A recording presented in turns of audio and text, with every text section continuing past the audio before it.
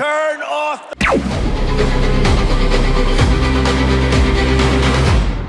গত কয়েক সপ্তাহে মার্কিন প্রেসিডেন্ট অসংখ্যবার ইরানকে বিভিন্ন হুমকি ধামকি দিয়েছেন। তবে শেষমেশ ইরানের সঙ্গে চলমান যুদ্ধে বড় ধরনের সিদ্ধান্তের কথা জানিয়েছেন ট্রাম্প। তিনি ঘোষণা দিয়েছেন যুদ্ধবিরতি অনির্দিষ্টকালের জন্য বাড়ানো হয়েছে। একই সঙ্গে ইরানের ওপর পরিকল্পিত সামরিক হামলাও আপাতত স্থগিত রাখা হচ্ছে বলে ইঙ্গিত দিয়েছেন তিনি। এই সিদ্ধান্ত এমন এক সময় এসেছে যখন দুই দেশের মধ্যে উত্তেজনা থামার কোনো লক্ষণই ছিল না। হুমকি পাল্টা হুমকিতে অস্থিরতা বেড়েই চলেছিল। তবে আকস্মিকভাবে অনির্দিষ্টকালের যুদ্ধবিরতি ঘোষণার পেছনে কূটনৈতিক চাপ কাজ করেছে কিনা তা নিয়ে প্রশ্ন উঠেছে। সেই সঙ্গে যুক্তরাষ্ট্রের সামরিক মজুদের বাস্তবতাও এখানে ভূমিকা রেখেছে কিনা তা নিয়েও ভাবছেন বিশ্লেষকরা। ট্রাম্প বলেন, ইরানের নেতৃত্বকে একটি একক ও ঐক্যবদ্ধ প্রস্তাব দেওয়ার জন্য আরও সময় দিতেই যুদ্ধবিরতি বাড়ানো হয়েছে। তিনি জানান, পাকিস্তানের মধ্যস্থতাকারীদের অনুরোধের পর এই সিদ্ধান্ত নেওয়া হয়। ফলে যুদ্ধবিরতির ভবিষ্যৎ এখন পুরোপুরি অনিশ্চিত অবস্থায় রয়েছে। তবে একই সময়ে সামনে এসেছে যুক্তরাষ্ট্রের সামরিক সক্ষমতা নিয়ে নতুন তথ্য। সাম্প্রতিক যুদ্ধ পরিস্থিতির বিশ্লেষণে দেখা গেছে, ইরানের সঙ্গে সংঘাতে যুক্তরাষ্ট্রের ক্ষেপণাস্ত্র ভাণ্ডারে বড় ধরনের সংকট তৈরি হয়েছে। ওয়াশিংটন ভিত্তিক গবেষণা সংস্থা CSIS বলছে, টানা 7 সপ্তাহের সংঘাতে প্যাট্রিয়ট থার্ড এবং প্রিসিশন স্ট্রাইক মিসাইল সহ একাধিক গুরুত্বপূর্ণ ক্ষেপণাস্ত্রের প্রায় অর্ধেক বা তার কাছাকাছি অংশ ব্যবহৃত হয়ে গেছে। বিশ্লেষণে আরও বলা হয়েছে, কিছু ক্ষেত্রে টমাহক ক্রুজ মিসাইল, SM সিরিজের ইন্টারসেপ্টর এবং অন্যান্য নির্ভুল আঘাত হানার অস্ত্রের মজুতও উল্লেখযোগ্যভাবে কমে এসেছে। এসব অস্ত্র পুনরায় আগের পর্যায়ে ফিরিয়ে আনতে 3 থেকে 5 বছর পর্যন্ত লাগতে পারে বলে ধারণা করা হচ্ছে। এই পরিস্থিতিতে সামরিক বিশেষজ্ঞদের একাংশ মনে করছেন, যুক্তরাষ্ট্র যদি দীর্ঘ সময় ধরে ইরানের সাথে একই মাত্রার সংঘাতে জড়িত থাকে, তাহলে ভবিষ্যতে কোনো বড় শক্তিধর দেশের বিপক্ষে তারা খুবই দুর্বল হয়ে পড়তে পারে। অন্যদিকে পেন্টাগন অবশ্য এই উদ্বেগ নাকচ করেছে। তারা বলছে, যুক্তরাষ্ট্র এখনো বিশ্বের সবচেয়ে শক্তিশালী সামরিক শক্তি এবং যে কোনো সময় যে কোনো স্থানে অভিযান চালানোর সক্ষমতা তাদের রয়েছে।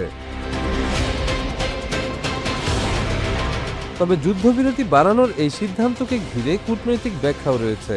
ইরানের পক্ষ থেকে এখনও ট্রাম্পের ঘোষণার বিষয়ে আনুষ্ঠানিক প্রতিক্রিয়া আসেনি। দেশটির সংবাদ মাধ্যম জানিয়েছে, তাদের অবস্থান পরে জানানো হবে। এর আগে ইরানের পররাষ্ট্রমন্ত্রী যুক্তরাষ্ট্রের বিরুদ্ধে যুদ্ধবিরতি লঙ্ঘনের অভিযোগ তোলেন। তিনি যুক্তরাষ্ট্রের নৌ অবরোধকে যুদ্ধ করার অজুহাত বলে মন্তব্য করেন। ফলে পরিস্থিতি এখনও অত্যন্ত সংবেদনশীল অবস্থায় রয়েছে। তবে হঠাৎ করে বাড়ানো এই যুদ্ধবিরতি শুধু কূটনৈতিক সিদ্ধান্ত নয়, এতে যুদ্ধের চাপ, ক্ষেপণাস্ত্র ভাণ্ডারের ঘাটতি এবং ভবিষ্যৎ সংঘাতের প্রস্তুতির বাস্তব হিসাব সামনে এসেছে।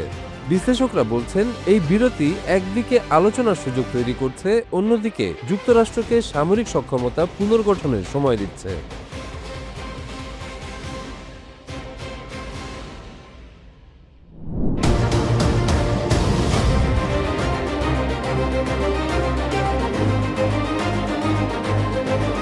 মাত্র কয়েক ঘন্টার ব্যবধান, আর তাতেই যেন বদলে গেছে পুরো পৃথিবীর ভূরাজনৈতিক মানচিত্র।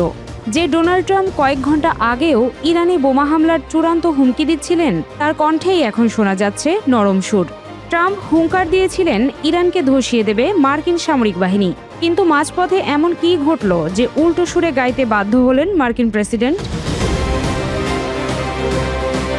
হঠাৎ করেই এই অনির্দিষ্টকালের যুদ্ধবিরতির ঘোষণা কি তবে ট্রাম্পের পাকাপাকিভাবে পিছিয়ে যাওয়ার ইঙ্গিত? বিশ্লেষকরা বলছেন, ট্রাম্প সম্ভবত বুঝতে পেরেছেন যুদ্ধের জন্য ইরানের মনোবল এখনও ইস্পাত কঠিন। তেহরানের রাস্তায় সাধারণ মানুষের ক্ষেপণাস্ত্র নিয়ে মিছিল এবং যুদ্ধের জন্য ঝাঁপিয়ে পড়ার প্রস্তুতি ওয়াশিংটনকে ভাবিয়ে তুলেছে। তার উপর বৈশ্বিক অর্থনীতির বেহাল দশা, সব মিলিয়ে ট্রাম্প এখন যেন এক লেজে গোবরে অবস্থায়।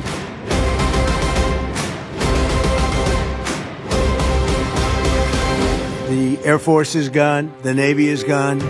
একদিকে ইরানের পাল্টা হামলার ভয়, অন্যদিকে নিজেকে বিশ্বসেরা প্রমাণের মরিয়া চেষ্টা, সবই এখন মার্কিন প্রেসিডেন্টের নাগালের বাইরে। আর তাই তড়িঘড়ি করে যুদ্ধবিরতির মেয়াদ বাড়িয়ে আপাতত হাঁপ ছেড়ে বাঁচলেন তিনি। অথচ মঙ্গলবার দিনটি শুরু হয়েছিল তুমুল কূটনৈতিক তৎপরতা দিয়ে। ভাইস প্রেসিডেন্ট জেডি ভ্যান্সকে নিয়ে এয়ারফোর্স 2 ইসলামাবাদে অবতরণের কথা ছিল, কিন্তু শেষ মুহূর্তে সেই সফর বাতিল করা হয়।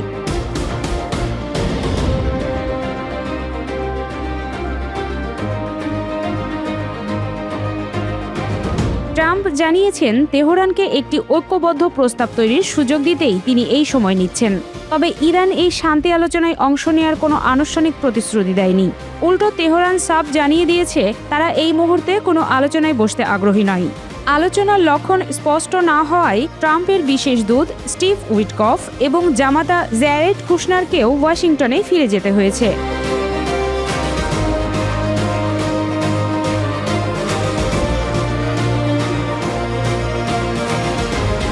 ইরান অভিযোগ করেছে হরমুজ প্রণালীতে মার্কিন নৌ অবরোধ আসলে একটি যুদ্ধাপরাধ। ট্রাম্পের যুদ্ধবিরতি ঘোষণার পর তীব্র প্রতিক্রিয়া জানিয়েছেন ইরানি পার্লামেন্টের স্পিকারের উপদেষ্টা মাহদি মোহাম্মদ। তিনি এই যুদ্ধবিরতি বৃদ্ধির ঘোষণাকে অর্থহীন বলে আখ্যায়িত করেন। তিনি বলেন, পরাজিত পক্ষ কখনো শর্ত চাপাতে পারে না।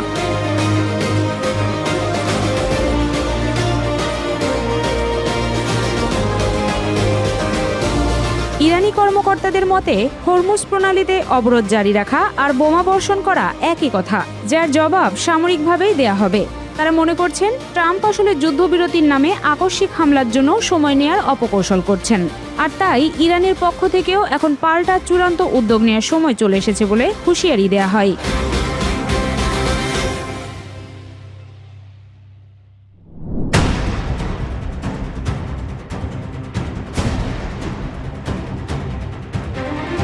ইরান যুক্তরাষ্ট্রের যুদ্ধবিরতি কার্যকর থাকবে আর মাত্র কয়েক ঘন্টা।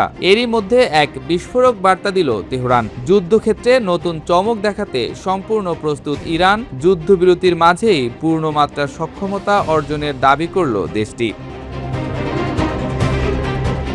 যুদ্ধবিরতি শেষে এবার ভয়াবহ হামলার প্রস্তুতি নিচ্ছে ইরান। রণক্ষেত্রে ঝাঁপিয়ে পড়তে একাধারে প্রস্তুত স্থল, নৌ ও বিমান বাহিনীর বিশেষ দল, এমন গুঞ্জন কয়েকদিন ধরেই ভাসছে আন্তর্জাতিক গণমাধ্যমে। এদিকে যুক্তরাষ্ট্রের বিভিন্ন সূত্র থেকে জানা যাচ্ছে ইরানে হামলার জন্য প্রস্তুত মার্কিন বাহিনীও। ইরানের পার্লামেন্ট স্পিকার মোহাম্মদ বাঘের গালিবাফ মঙ্গলবার ভোরে সামাজিক যোগাযোগ মাধ্যম এক্সে দেয়া এক পোস্টে মার্কিন প্রেসিডেন্ট ডোনাল্ড ট্রাম্পের তীব্র সমালোচনা করেন। তার মতে ট্রাম্প এক ধরনের ভ্রান্ত ধারণা থেকে কাজ করছেন। 2 সপ্তাহের যুদ্ধবিরতিতে রণক্ষেত্রে নতুন চমক দেখানোর জন্য নিজেদের প্রস্তুত করেছে তেহরান, এমন দাবিও করেন তিনি। শুধু দাবি নয়, যুক্তরাষ্ট্রের বিরুদ্ধে যুদ্ধবিরতি চুক্তি লঙ্ঘনের অভিযোগও করেন ইরানের এই নেতা। বিশেষ করে ওমান সাগরে একটি ইরানি জাহাজে হামলা ও নৌ অবরোধকে তিনি সরাসরি চুক্তিভঙ্গ হিসেবে উল্লেখ করেন। ইরানের ওপর চাপ সৃষ্টি করে আলোচনার টেবিলকে আত্মসমর্পণের টেবিলে পরিণত করতে চাইছেন মার্কিন প্রেসিডেন্ট। এমনকি নতুন যুদ্ধের অজুহাত খুঁজতেই ট্রাম্পের এমন আচরণ বলে মন্তব্য করেন গালিবাফ। ইরানের ওপর কোনো চাপেই ফল হবে না বলেও সতর্ক করেন তিনি। ইরানের অবস্থানও পরিষ্কার করেন তিনি। হুমকির মুখে কোনো আলোচনায় বসবে না তেহরান। তিনি জানান, আলোচনায় বসে না তেহরান। যুদ্ধবিরতির মাঝে রণক্ষেত্রে শক্তিশালী হামলার জন্য নিজেদের প্রস্তুত করেছে দেশটি।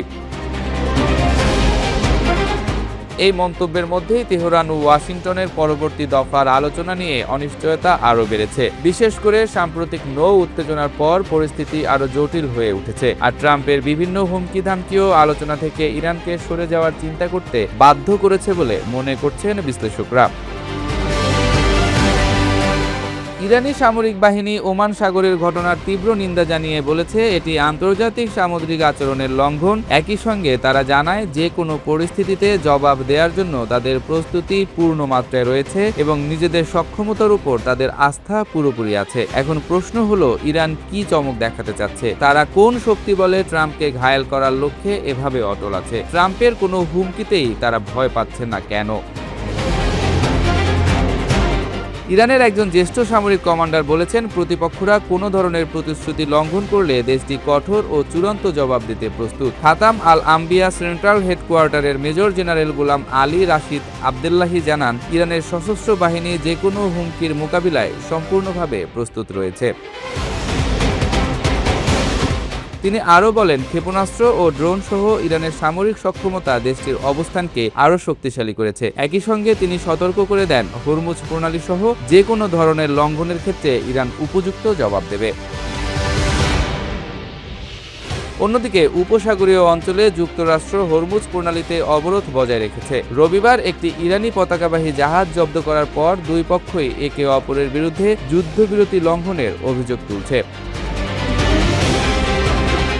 তবে যুক্তরাষ্ট্রের প্রেসিডেন্ট ডোনাল্ড ট্রাম্প দাবি করেন, তিনি কোনো চাপের মধ্যে নেই এবং বর্তমান 2 সপ্তাহের যুদ্ধবিরতির মেয়াদ বাড়ানোর সম্ভাবনা খুবই কম। ফলে নির্ধারিত সময় শেষে পরিস্থিতি আবারও উত্তপ্ত হয়ে উঠতে পারে বলে আশঙ্কা করা হচ্ছে। মার্কিন গণমাধ্যমের খবরে বলা হয়েছে, ভাইস প্রেসিডেন্ট জেডি ভ্যান্স আলোচনার জন্য মঙ্গলবার পাকিস্তান সফরে যেতে পারেন। তবে এখনও নতুন করে শান্তি আলোচনার কোনো আনুষ্ঠানিক নিশ্চয়তা পাওয়া যায়নি। যুক্তরাষ্ট্রের চলমান চাপ, অবরোধ, হুমকি আর হামলার অভিযোগের মধ্যেই ইরানের যুদ্ধ পরিস্থিতি আবারও উত্তপ্ত হয়ে উঠছে। মহাযুদ্ধের আশঙ্কাও বেড়ে গিয়েছে। শেষ মুহূর্তে আলোচনা এগোবে নাকি নতুন করে সংঘাত শুরু হবে তা এখন নির্ভর করছে দুই পক্ষের পরবর্তী সিদ্ধান্তের উপর, যা গোটা অঞ্চলের ভবিষ্যৎ নির্ধারণ করতে পারে। অন্যথায় পুরো বিশ্বই বিপর্যয়ের মুখে পড়বে বলে আশঙ্কা করছেন বিশ্লেষকরা।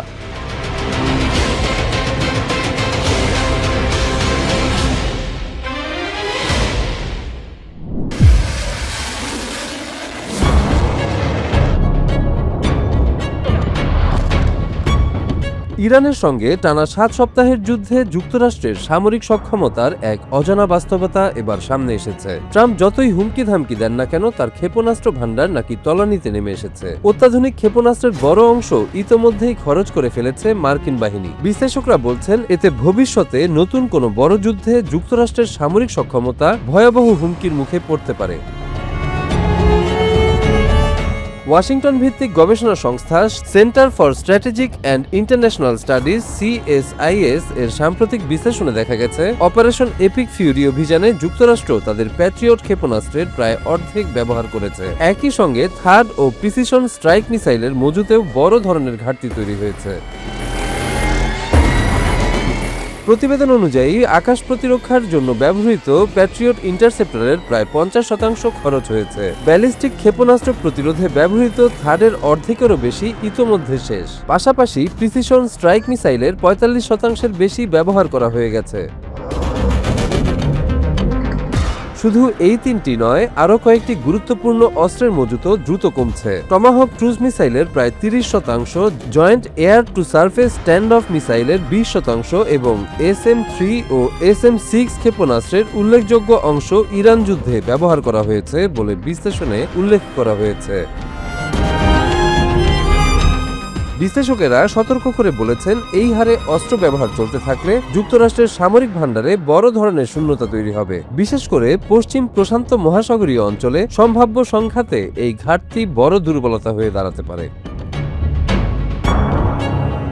CSIS এর গবেষক ও অবসরপ্রাপ্ত কর্নেল মার্ক কানস্টিয়ান বলেন, বিপুল পরিমাণ অস্ত্র ব্যবহারের ফলে যুক্তরাষ্ট্রের প্রতিরক্ষা সক্ষমতায় চাপ তৈরি হয়েছে। এই ঘাটতি পূরণ করতে অন্তত 1 থেকে 4 বছর লাগতে পারে, আর পূর্ণ সক্ষমতায় ফিরতে আরও বেশি সময় লাগবে।